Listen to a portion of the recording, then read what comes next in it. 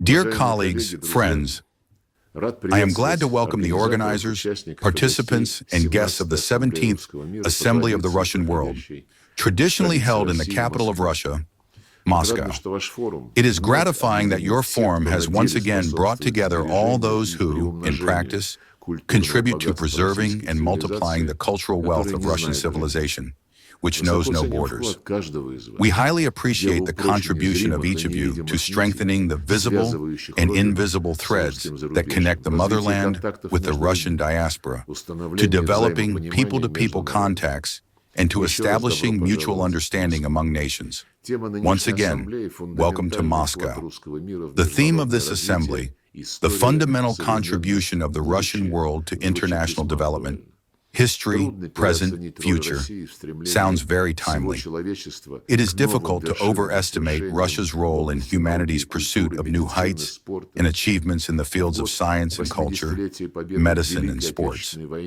In the year of the 80th anniversary of the victory in the Great Patriotic War, we once again emphasize the inviolability of preserving the historical memory of our country's decisive contribution to the defeat of Nazism and the salvation of the world from the horrors of the Brown Plague. One of the outcomes of the Second World War was the establishment of the United Nations, which paved the way for decolonization and for the peoples of the Global South to gain independence in their own statehood. The modern world rests on the ideas of sovereign equality and the diversity of models of state development. Together with its allies and like-minded partners, Russia is successfully working on shaping a more just multipolar world order based on the principles of the UN Charter in their entirety, completeness, and interconnection. The Russian world is an integral part of the emerging multipolarity. Just like the Chinese, Indian, Arab, African, European, and other great civilizations of our time. I note with satisfaction that our creative and unifying course enjoys the broadest support within the international community.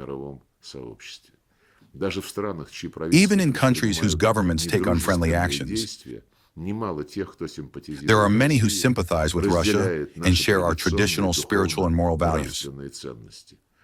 We know this, we see this, and we deeply value it. I would especially like to note in this regard the selfless activity of the clergy of the Russian Orthodox Church and other traditional faiths of Russia in bringing people closer to the high ideals of religion, often in the most difficult conditions and even at the risk of their lives. Courage, steadfastness, and selfless service to the fatherland. These qualities have always distinguished the best people of Russia throughout its thousand-year history.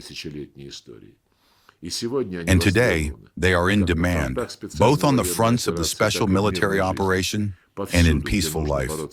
Everywhere it is necessary to fight for truth, justice, and the rights of people who associate themselves with Russia, with its past, present, and beautiful future, there is no doubt. Of course, the most important factor of our civilizational unity is the Russian language.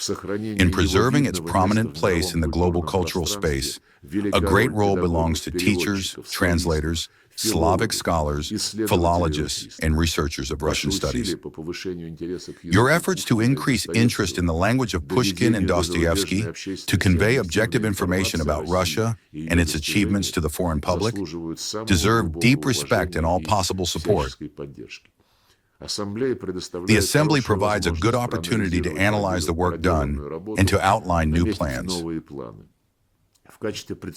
As the chairman of the Board of Trustees of the Russian World Foundation, I would like to assure you that the Ministry of Foreign Affairs is making and will continue to make serious efforts to expand the space of the Russian language and culture in the world, and to strengthen cooperation with all those who care about the history, present state, and future prospects of our common Russian world. I wish you successful work and all the very best.